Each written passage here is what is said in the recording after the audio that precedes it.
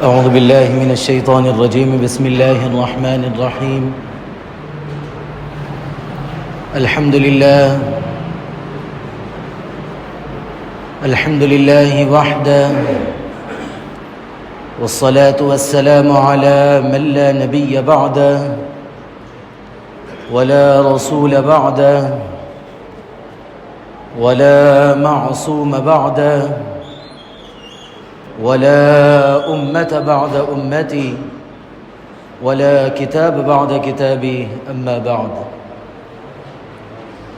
انتہائی واجب الاحترام، قابل صد احترام بزرگان دین، نوجوانان اہل سنت، السلام علیکم ورحمۃ اللہ وبرکاتہ.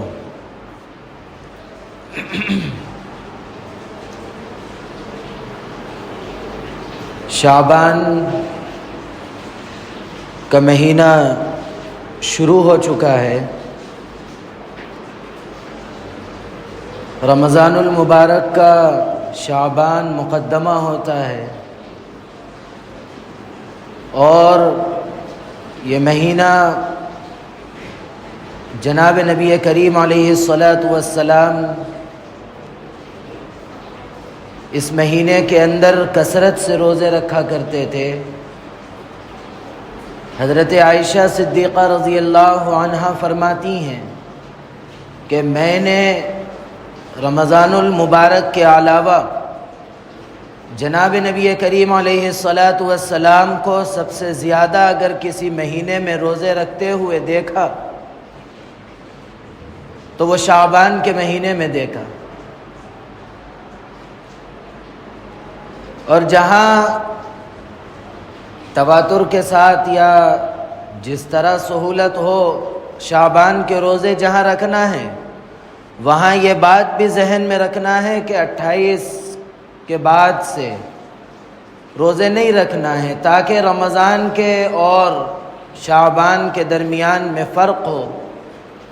جب رمضان کے روزے شروع ہو تو مکمل نشاط کے ساتھ، چستی کے ساتھ روزے رکھنا شروع کرنا ہے. اور دوسری ایک بات یہ بھی سمجھ میں آتی ہے کہ اگر کوئی شخص 27، 28، 29 کے بھی اگر روزے رکھتا ہے تو ایسا محسوس ہوتا ہے کہ وہ اللہ نے جو اس کو 30 روزے دیے ہیں اس پر یہ شخص اضافہ کر کے 31، 32 روزے کر لیتا ہے، تو یہ کسی بھی طریقے سے مناسب نہیں ہے. خود جناب نبی کریم علیہ الصلاۃ والسلام نے فرمایا کہ اگر کوئی شخص وضو کے اندر 3 مرتبہ دھونا مسنون ہے، اگر وہ 4 مرتبہ دھوتا ہے تو اس کے لیے فرماتے ہیں کہ اس نے زیادتی کی. ثواب کا ملنا یا نہ ملنا دوسری بات ہے، لیکن امید یہ ہے کہ گناہ مل سکتا ہے. وجہ یہ ہے کہ اس نے اللہ اور اس کے رسول کے احکامات پر زیادتی کی ہے. اسی لیے اچھا، ہم جو بھوکے رہتے ہیں، ہم جو محنت کرتے ہیں، یہ کس لیے؟ اللہ کا حکم ہے یہ کرو، بس اتنا ہی ہمارا مقصد ہے. اگر کوئی شخص اس کو چھوڑ کر اپنی منمانی سے یہ چاہتا ہے کہ میں سحر کے اندر میں زیادہ مشقت اٹھاؤں گا اور 1 گھنٹہ پہلے میں اپنی سحر مکمل کروں گا، اور لوگ مغرب سے پہلے افطار کر لیتے ہیں لیکن میں اور مجاہدہ اٹھا کر مغرب کے بعد اگر افطار کروں گا تو یہ سب گناہ میں شامل ہوگا. عبادت نام ہے تابعداری کا، حکم الہی پر عمل کا. اللہ نے حکم دیا اس پر عمل، بس اتنا ہی ہے مقصد. ہم جو دن بھر بھوکے رہتے ہیں وہ اللہ کی رضا کے لیے، اللہ کے حکم کی تابعداری میں رہتے ہیں. فرمایا گیا کہ سحر کے آخر وقت تک کھاؤ، برابر کھانا ہے، ثواب کا کام ہے. اول وقت افطار کرو. اگر کوئی شخص کرتا ہے تو وہ حقیقی ثواب کے پانے والوں میں سے ہوگا. اسی لیے جو اللہ کے نبی علیہ الصلاۃ والسلام کا حکم ہے اس پر عمل آوری در حقیقت حقیقی بندگی ہے.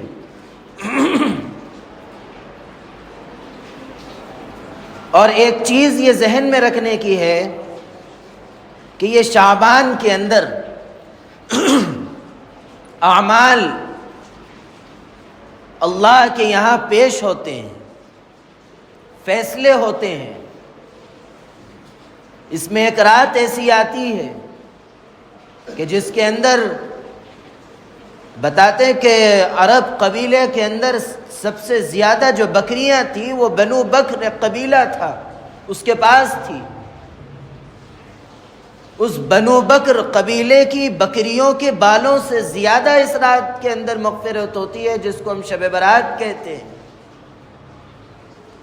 وہ رات بھی اسی مہینے کے اندر ہے، اور اس مہینے کے اندر ہم سب کو یہ تیاری کرنا ہے، اپنے دل و دماغ کو بنانا ہے کہ ہم رمضان المبارک کی جب مقدس ساعتیں آئیں گی تو ہمارے اوقات ضائع نہیں ہوں گے، بلکہ ہم اپنے اوقات کو اللہ کی عبادتوں میں اور جناب نبی کریم علیہ الصلاۃ والسلام کی سنتوں پر عمل پر گزار دیں گے۔ یہ عہد کرنا ہے۔ یہ مہینہ رمضان کا مقدمہ ہے، جیسا کہ شروع میں بات آ چکی۔ ہر اعتبار سے تیاری کرنا ہے، اپنے معمولات طے کرنا ہے کہ کیا کرنا ہے رمضان میں۔ رمضان آتا ہے، مختلف ذہنوں کے لوگ ہوتے ہیں۔ بعض لوگ یہ سوچتے ہیں کہ مہینہ آئے گا تو میری کمائی بڑھ جائے گی، بعض یہ سوچتے ہیں کہ مجھ پر کام کا بوجھ کم ہو جائے گا۔ مختلف لوگ مختلف خیالات رکھتے ہیں، لیکن مومنین جو اللہ اور اس کے رسول سے محبت رکھتے ہیں وہ یہ سوچتے ہیں کہ یہ مہینہ آئے گا تو میں زیادہ سے زیادہ عبادات کر کر رضا الہی حاصل کروں گا۔ اسی لیے ایسا نہیں کہ کوئی کام اچانک آپ ارادہ کرے اور ہو جائے، ایسا نہیں ہو سکتا۔ اس کا پہلے سے تیاری اور ذہن بنا کے رکھنا پڑتا ہے کہ میں انشاءاللہ رمضان المبارک کی ساعتیں آئیں گی تو صرف میں فرض نمازوں پر گزارا نہیں کروں گا، بلکہ میں سنتوں کا بھی اہتمام کروں گا، نوافل کا بھی اہتمام کروں گا۔ اور صرف اتنا ہی نہیں، بلکہ میں عام وقتوں میں کسی سے سختی سے بد اخلاقی سے بات کرتا تھا، اب میں یہ عہد کرتا ہوں کہ اب میں چھوڑ دوں گا، ہر کسی سے اخلاق سے پیش آؤں گا۔ اب میرا مزاج گالی گلوچ کا تھا، اب میں اس کو چھوڑ کر اچھے اخلاق کے ساتھ بات کروں گا۔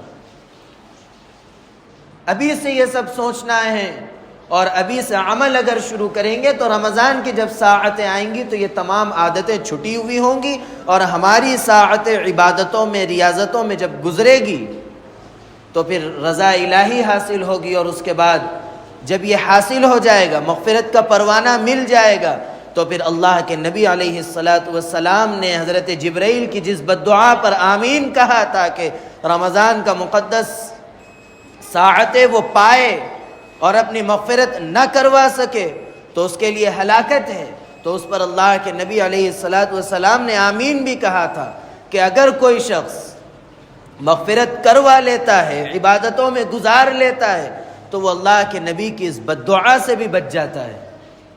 اسی لیے رمضان کے ایک ایک ساعت کی قدردانی کے لیے ابھی سے پختہ ارادہ کرنا پڑے گا۔ ایسا نہیں کہ صرف ہاں کریں گے، رمضان کی ساعتیں آئیں گی تو خود بخود بدل جائے گا ماحول، ایسا نہیں۔ رمضان کی ساعتیں بھی آئیں، لیکن کچھ مسلمان وہ بھی تھے جو خدا کی نافرمانی سے پیچھے نہیں ہٹے تھے۔ کیوں؟ کیا وجہ ہے؟ وہ گناہ کرتے کرتے اس کا اتنا اثر ان پر پڑ گیا تھا کہ وہ رمضان کی وہ ساعتیں ان پر اثر نہیں کر سکی، وہ گناہوں سے نہیں بچ سکے۔ اسی لیے ابھی سے چھوڑے، ابھی سے ہر چیز سے احتیاط شروع کرے، تو انشاءاللہ رمضان کے اس ساعتوں کے اندر اللہ رب العزت ہم کو اس حال میں رکھیں گے کہ ہمارے لیے نیکی آسان، گناہ مشکل ہو جائے گا۔ اور جیسا کہ جناب نبی کریم علیہ الصلاۃ والسلام کا معمول رہا اس مہینے کے اندر کثرت سے روزوں کا، ہم بھی انشاءاللہ عہد کریں گے کہ ہم بھی روزے رکھیں گے، رمضان کی تیاری میں روزے رکھیں گے، ہماری عادت بنے گی۔ اور روزہ صرف بھوکے رہنے کا نام نہیں ہے۔ آپ بھوکے رہ گئے، بھوکا تو وہ شخص بھی رہ رہا ہے جس کو کھانا نہیں ملا، لیکن ہمارا بھوکا رہنا کیا مطالبہ کرتا ہے، کیا چاہتا ہے؟ اللہ رب العزت نے جو ہم کو روزوں کی فرضیت رکھی ہے اس کی وجہ بھی بتائی ہے۔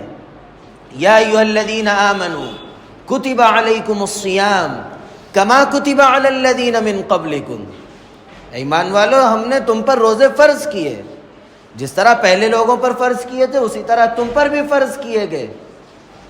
فائدہ کیا حاصل ہوگا؟ اس کا مقصد کیا ہے؟ لعلکم تتقون، تاکہ ہمارے دلوں کے اندر اللہ کا ڈر پیدا ہو، تقوی پیدا ہو، خوف الہی پیدا ہو۔ یہ مقصد ہے روزے کا۔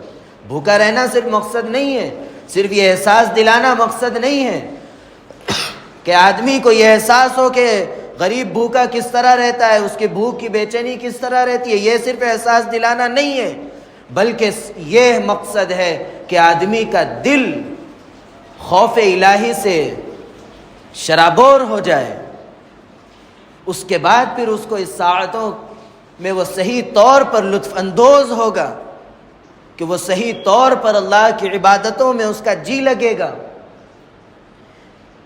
اس لیے اس کی تیاری بے انتہا ضروری ہے۔ 1 مہینہ پہلے سے، ابھی سے بار بار تذکروں سے وہ تیاری ہو سکے گی۔ اللہ رب العزت ہم سب کو توفیق عمل نصیب فرمائے۔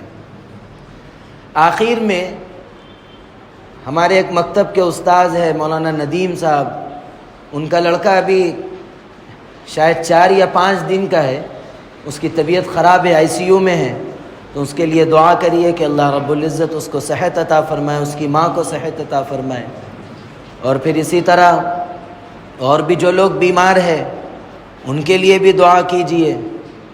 خود جس طرح آپ لوگ ہر کسی کے لیے دعا کرتے ہیں، میرے لیے بھی دعا کریے کہ اللہ رب العزت ہمیشہ صحت و سلامتی کے ساتھ رکھے۔ جو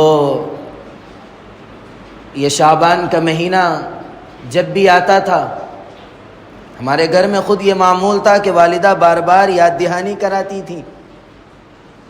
اب وہ گزشتہ سال بھی یاد دہانی کے لیے نہیں تھی، اس سال بھی وہ نہیں ہے، تو وہ ساعتیں بار بار یاد دلاتی ہے، وہ الفاظ دماغ میں گھومتے ہیں، تو میرے لیے بھی دعا کیجیے۔ اسی طرح جو بیمار ہے، خود جو ہے دادا کے پیر میں کچھ تکلیف ہے، اس کے لیے بھی دعا کیجیے کہ اللہ رب العزت اس کو بھی دور فرمائے۔ اور پھر جو لوگ اس دنیا سے رخصت ہو گئے، ابھی حالیہ جو رخصت معین بھائی، ان کے لیے بھی دعائیں مغفرت فرمائیے۔ اور اسی طرح قریبی جتنے لوگ ہیں، ابھی جو ہمارے ایک مصلی تھے عصر مغرب کے اقبال بھائی، ان کے لیے بھی دعا کریے۔ ہاشم بھائی، اسی طرح انور بھائی، یہ سب ہمارے جو مصلی تھے، محلے کے لوگ تھے، سب کے لیے دعائیں مغفرت فرمائیے۔ اللہ رب العزت جو لوگ بیمار ہیں ان سب کو صحت کاملہ عاجلہ دائمہ مستمرہ عطا فرمائے، اور جو لوگ اس دنیا کو چھوڑ کر رخصت ہو گئے، اللہ رب العزت ان کی مغفرت فرما کر اعلیٰ علیین میں ان کو مقام عطا فرمائے۔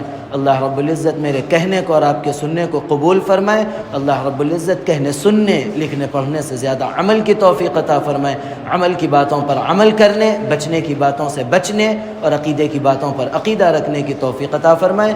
آمین۔ وآخر دعوانا ان الحمد للہ رب العالمین۔